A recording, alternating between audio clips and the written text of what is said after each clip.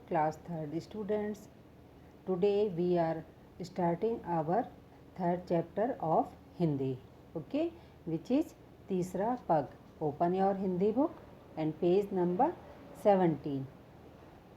इस चैप्टर में हमें दान के बारे में बताया गया है. मेरे साथ साथ सब रीडिंग करेंगे, ओके.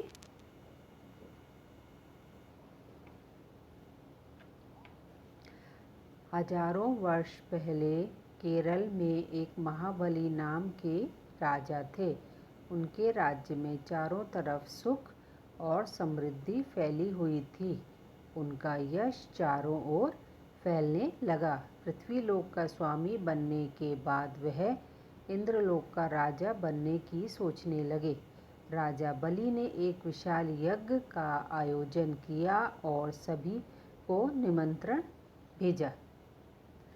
अब इसमें एक हजारों साल पहले की बात बताई गई है. केरल राज्य में एक महाबली राजा थे.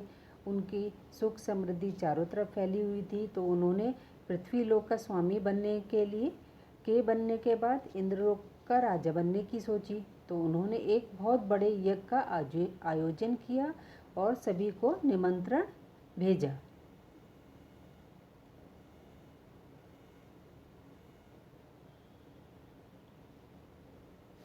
इसमें हम देखेंगे. इसके बाद भगवान विष्णु ने सोचा कि राजा बलि घमंड में आकर कहीं इंद्र का राज्य न छीन लें. भगवान ने 52 अवतार धारण किया. उन्होंने अपने शरीर को 52 अंगुल के बराबर बना लिया और राजा बलि के नगरी के समीप आ गए. ओके. इसके बाद क्या किया विष्णु जी ने?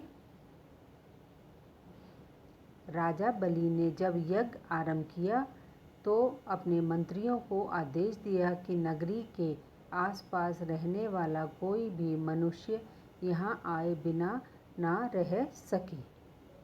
तो उन्होंने यज्ञ आरंभ किया और अपने सैनिकों को क्या आदेश दिया कि जितने भी नागरिक हम उनके नगर के आसपास राज्य में हैं वो सब यहाँ पर आएंगे.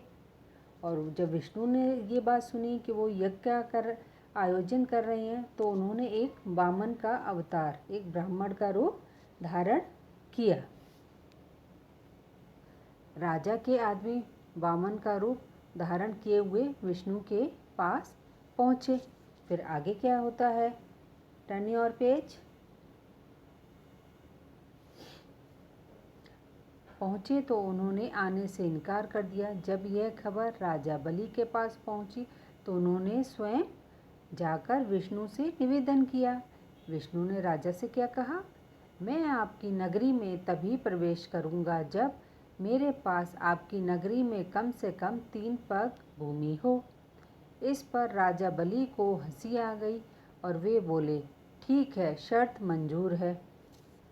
अब राजा के पास जब ये राजा बलि के पास ये खबर पहुंची तो उन्होंने विष्णु से जाकर स्वयं निवेदन किया. लेकिन विष्णु जी वामन के अवतार में थे, ब्राह्मण के रूप में थे. तो विष्णु ने राजा से कहा, मैं आपकी नगरी में तभी प्रवेश करूंगा जब मेरे लिए 3 पग मतलब 3 पैर के बराबर भूमि होगी. तो राजा को ने ये बात सुनी तो उन्हें हंसी आने लगी कि वो जानते थे कि उनका तो बहुत बड़ा राज्य है तो उनके पास तो इतनी सारी ज़मीन होगी.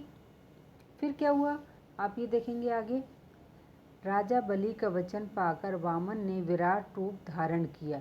उन्होंने अपने शरीर को इतना बढ़ा लिया कि 2 ही कदम में पूरी पृथ्वी को नाप लिया और पूछा कि तीसरा कदम कहाँ रखूं. यह देख राजा बलि घबरा गए. अब जब उन्होंने कहा कि ठीक है, उन्होंने वचन दे दिया राजा बलि ने, तो वामन ने क्या करा, अपना विराट रूप, बहुत बड़ा रूप उन्होंने बढ़ा लिया और 2 ही कदम में उन्होंने पूरी पृथ्वी, हमारी बहुत बड़ी है, तो उन्होंने 2 कदम में ही उन्होंने पूरी पृथ्वी को नाप लिया. तब उन्होंने राजा से क्या कहा कि मैं तीसरा कदम कहाँ रखूं. राजा ने जब देखा तो वो घबरा गए.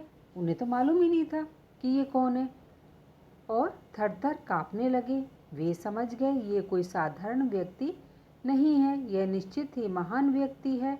उन्होंने वामन के सामने अपना सिर झुका दिया अब राजा समझ गए कि ये कोई साधारण बामन नहीं है, कोई बहुत महान व्यक्ति है। तो उन्होंने क्या करा, अपना सिर राजा के सामने झुका दिया।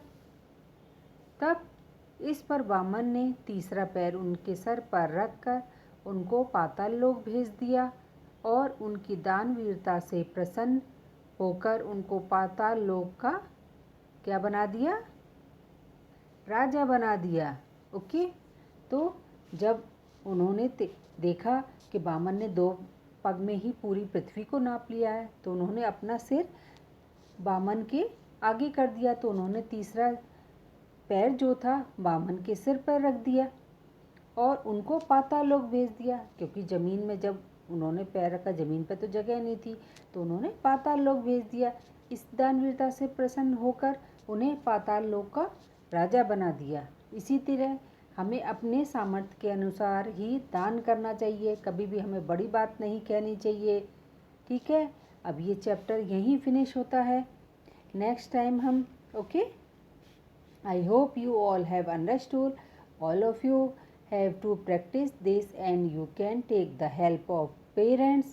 Okay, we will continue this chapter next day. Okay, आप सब लोग इसकी अच्छी तरह से रीडिंग करेंगे, मेरी तरह फिंगर रख के आप रीडिंग करेंगे। अगर कोई प्रॉब्लम होती है तो पेरेंट्स से पूछेंगे। Okay, have a nice day all of you.